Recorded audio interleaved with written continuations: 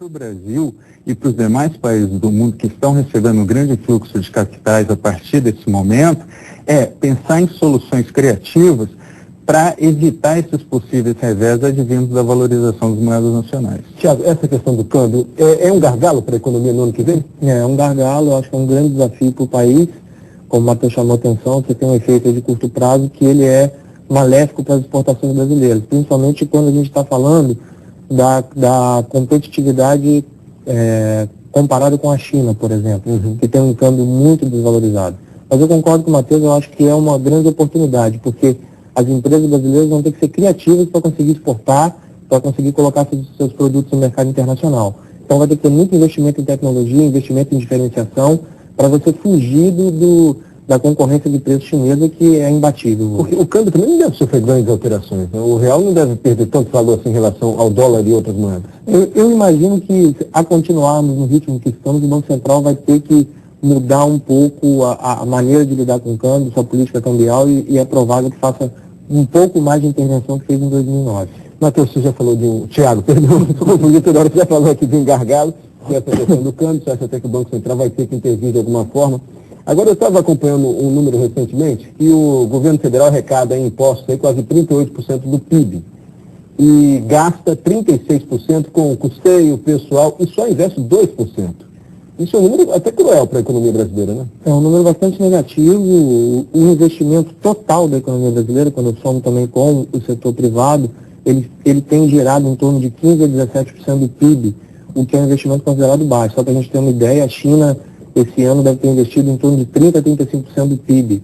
Então, a China está caminhando para ter uma infraestrutura muito forte. Para citar um exemplo, a China está construindo, nesse momento, 5 aeroportos, enquanto a gente não consegue nem reformar o de Vitória.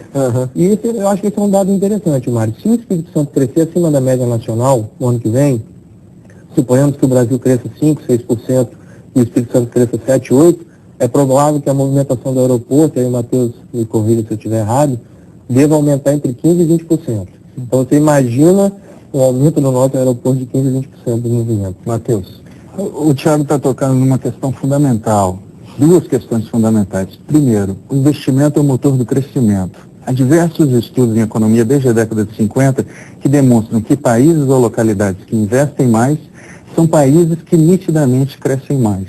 Isso é um fato, os economistas nem discutem muito a esse respeito. Um segundo fato muito importante que ele está chamando a atenção é a importância da logística. Nós precisamos criar riqueza no Estado, mas nós temos que ter condições de escoar essa riqueza pelo Estado. Caso contrário, geram-se ineficiências, perda de tempo, formação de filas, processos que acabam fazendo com que os ganhos sejam menores do que eles poderiam ser à primeira vista. E vai aí nesses comentários sobre o investimento dos dois, uma crítica ao governo federal que gasta demais e investe pouco? Hoje nós podemos dizer que o Estado brasileiro é uma máquina muito pesada.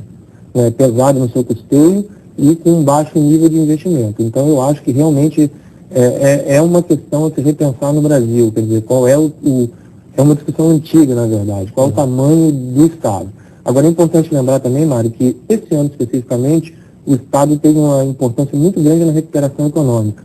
Quer dizer, se não fosse o governo esse ano, nós teríamos provavelmente passado momentos mais difíceis. O governo atuou no momento certo, por exemplo, na redução do IPI, no incentivo ao consumo e até reduzindo um pouco seu superávit primário, né, que é o dinheiro que ele economiza para pagar dívida, exatamente visando injetar mais recursos na economia. Quer dizer, o governo federal agiu certo, então, para tirar o país da crise. Agiu certo, na minha opinião. Matheus, você falou rapidamente da arquitetura econômica, que aqui no Estado precisa mudar. É um investimento ainda muito concentrado aqui na Grande Vitória?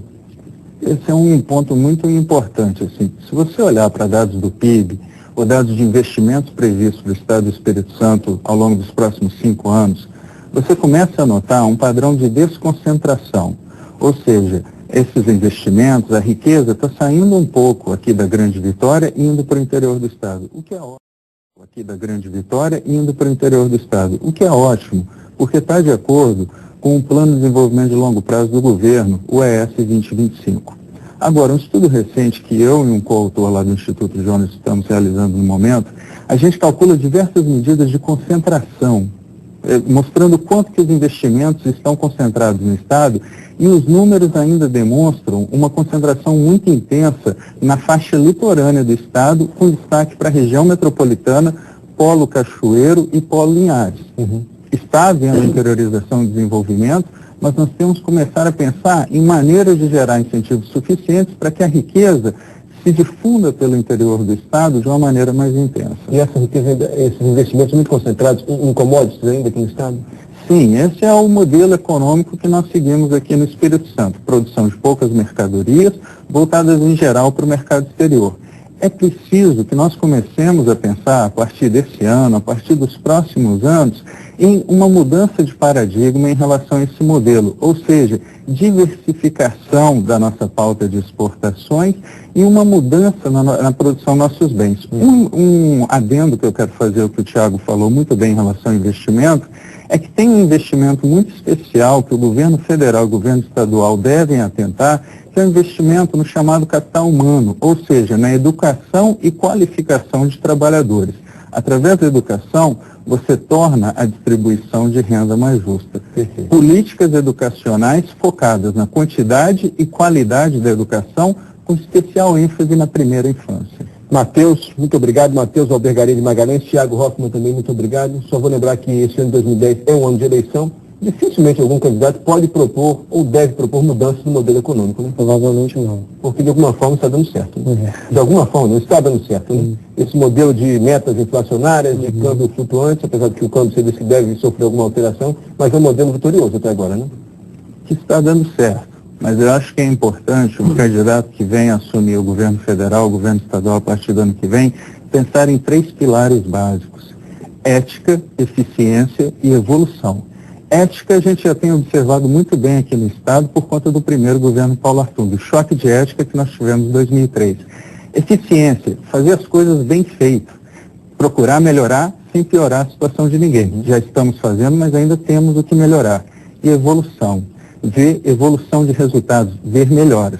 Estamos vendo, espero que a gente possa ver mais disso nos próximos 5 a 10 anos. É isso aí. E como disse o Thiago, a expectativa de um crescimento para 2010 de 5%. O Thiago não faz exercício de adivinhação, mas está baseado em dados aqui. E esse ano, 0% de crescimento. Vamos ver, vamos esperar esse número aí. Muito obrigado aos senhores, viu? Eu que agradeço. Bom Natal, bom Ano Novo para os senhores. Para você também. A seguir, vamos ouvir...